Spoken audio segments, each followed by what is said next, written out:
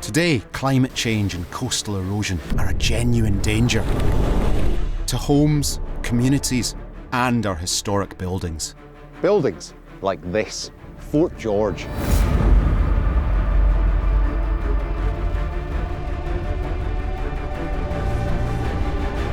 It was engineered to be impregnable, built for the forces of George II in the years after Bonnie Prince Charlie's failed rebellion. But there was one foe its designers didn't count on: the sea.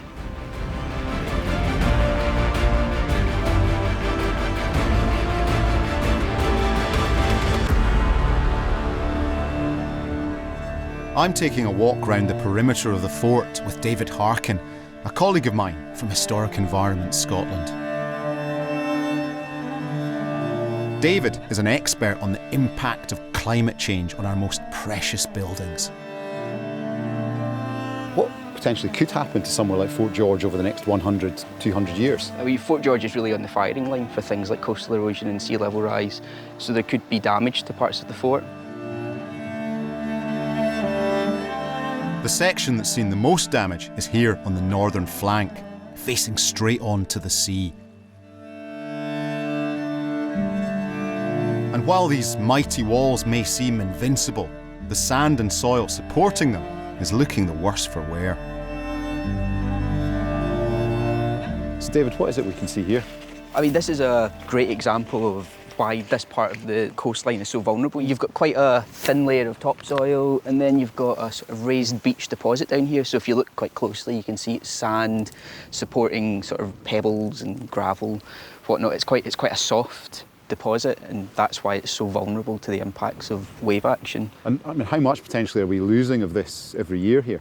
The sort of anecdotal evidence from people that work around the site and visitors and whatnot that suggests that we're losing some winter seasons up to a metre of ground is lost because of successive winter storms.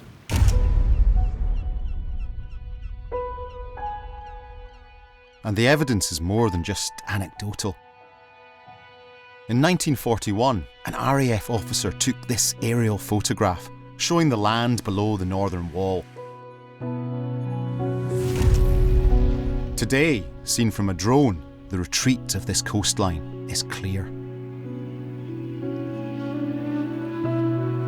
Coastal erosion and sea level rise are very much natural processes. They have always happened and they will always happen. But what makes it different now and what makes it different with climate change is the rate at which this change is happening. So in the past 20 years or so, sea levels in Scotland have been rising by about 3 millimetres a year.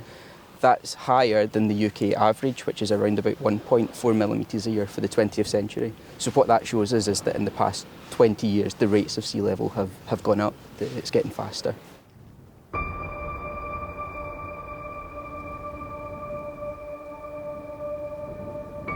Do you think the idea that people could lose their history will impact on their ability to change their behaviours?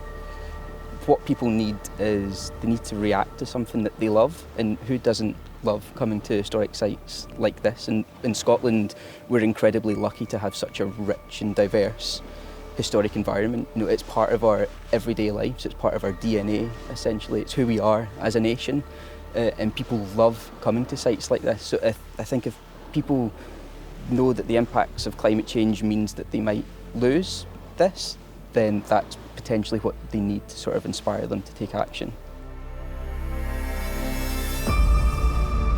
The experts agree. Over the next century, Scotland will, almost inevitably, lose some of its historic coastal sites. The only question is how many.